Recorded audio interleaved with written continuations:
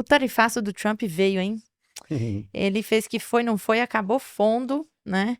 Como dizem aí as más línguas, e veio naquela linha da reciprocidade, né? E realmente foi aquele cenário que muita gente estava pintando como o outcome negativo, né? O cenário potencialmente mais negativo, que ele colocou uma tarifa geral, né? Paralela para todo mundo, e mais tarifas adicionais para determinados países.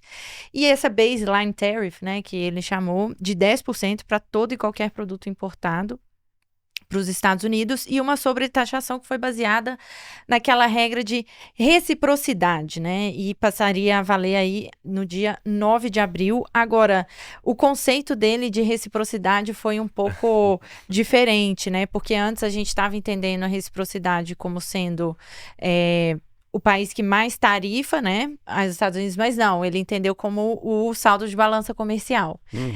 Enfim, então nessa linha os mais afetados aí foram países asiáticos, Vietnã, Taiwan, Camboja, China e Coreia do Sul.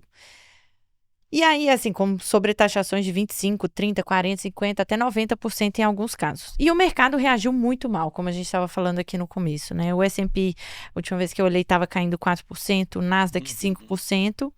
Curva de juros se fechando e o dólar caindo bastante também, né? Sim. Chegou a 5,59, agora 5,60. João, eu queria primeiro ouvir de você, assim, o que está explicando esse movimento do mercado, né? E se isso conversa com realmente o impacto esperado das tarifas na economia americana. Bom, o impacto dos mercados tá muito mais relacionado com a incerteza, né? Então, o grau de o Trump ele traz esse grau de incerteza recorrentemente para a cabeça dos investidores, que na hora do vamos ver preferem, vamos dizer, colocar seu dinheiro de lado e esperar para ver a poeira baixar. Eu acho que o que a gente está vendo é um pouco da continuidade do mês de março, né? Eu estava na minha cabeça, o lado técnico tinha ficado até favorável nessa virada de março para abril, e eu achava que as coisas poderiam até se acalmar um pouquinho. Mas essa colocação do Trump traz muitas variáveis à frente que a gente ainda não consegue decifrar, né? Primeiro, tem uma questão relacionada até à própria economia, que é o real efeito das tarifas na economia americana. A gente sabe, talvez, qual é esse efeito nas demais economias, e são efeitos ruins, né? Se a gente olha, por exemplo, para a China, a China vai aguentar uma tarifa desse nível por muito tempo? Muito provavelmente não. Muito provavelmente o Xi Jinping vai precisar desvalorizar mais ainda o yuan. Será que ele vai fazer isso e exportar a deflação para o mundo? Ou será que ele vai colocar o Trump na sala? E me parece que eles têm um encontro marcado ali para junho. A gente já falou disso até no aniversário, próximo aniversário dos dois. E definir alguma parceria mais estratégica. Pode ser que aconteça. Porque, de fato, assim, é uma pressão muito grande na economia chinesa. Nos Estados Unidos, lógico que a gente vê assim, a gente está vendo alguns problemas, né, em alguns setores. Então, pega lá o setor automotivo, a gente vai ver os preços dos carros subindo, vai ver veículo usado subindo. Até bom para as autozones, né? Nem me lembro, tirei da carteira, infelizmente. Faz parte. Mas a gente vai ver esse processo acontecendo. Mas ele também suscita dúvidas em relação à própria, vamos dizer, aos próprios objetivos do Trump, né? Então, a gente estava conversando aqui um pouquinho antes, mas ao tributar Taiwan, por exemplo, e, consequentemente, colocar uma tarifa extra, um fardo, por exemplo, na venda de iPhones, ele também está reduzindo ali a capacidade dos Estados Unidos em gerar riqueza, né? Ele vai, como que a Apple vai lidar com os preços dos seus produtos? Ela vai aumentar os preços dos seus produtos para os seus usuários americanos? E como que fica isso no resto do mundo, né? A Samsung, coreana, enfim, que manda seus celulares para os Estados Unidos, também vai repassar isso para o preço? Ou vai absorver? Né? Então, tem algumas questões que ainda não estão claras. Vamos lá. A Amazon precisa comprar as GPUs da NVIDIA para continuar com o processo de inteligência artificial.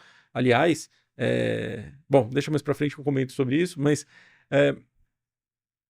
e de repente, daquele CAPEX que estava programado, 34% vai virar tarifa.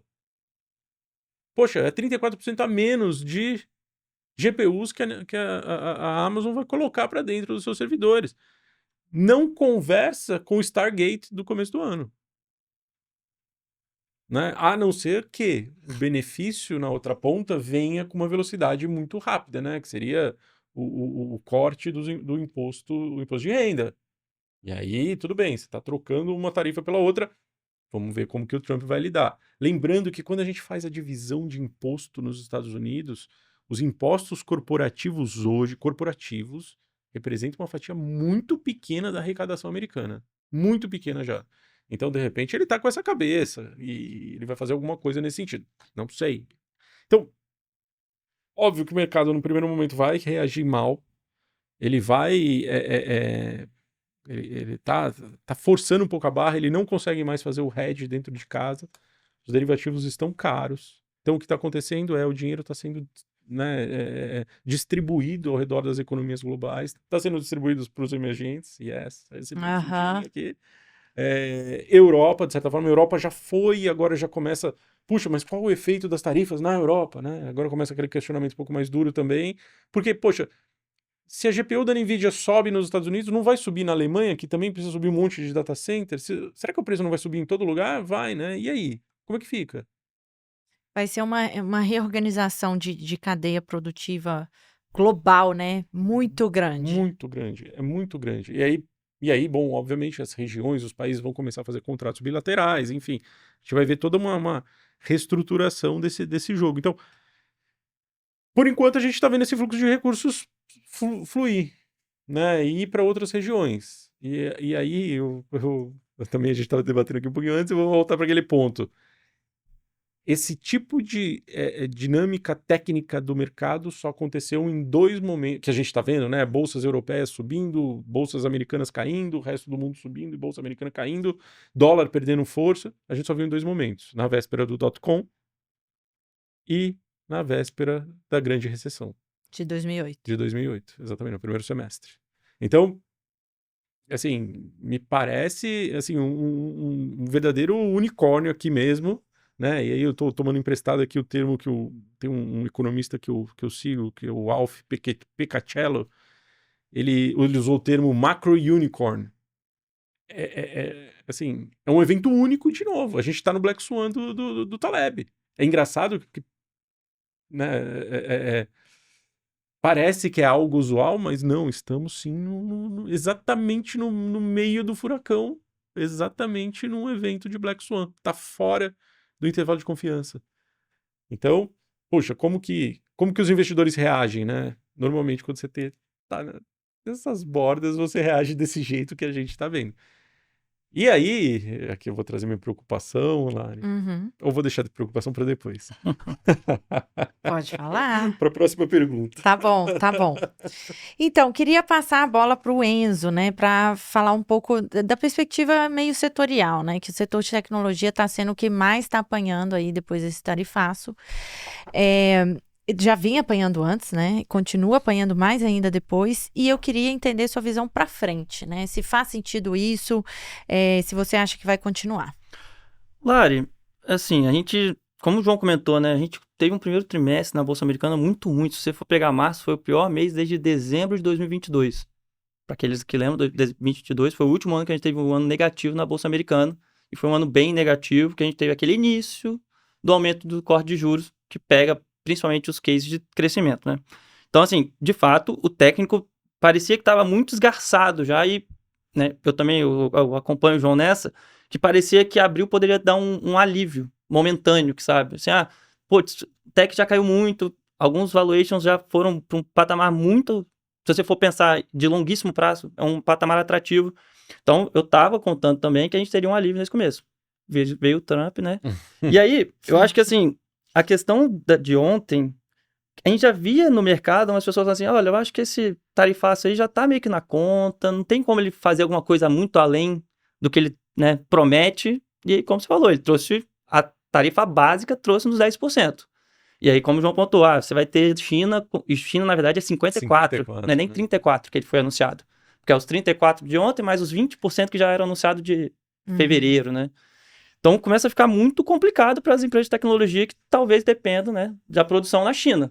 Então, assim, eu acho, como o João falou, que deve ter alguma conversa já programada entre o Tim Cook, por exemplo, e o Trump para falar, cara, se você não fizer alguma exceção nesse caso, a gente vai ter que aumentar o preço do iPhone. Não tem como você ter uma tarifa de 50% e eu ter que assumir toda essa bucha sozinho. Que ele assuma metade, mas mesmo assim, ainda é 25% a mais no preço do iPhone.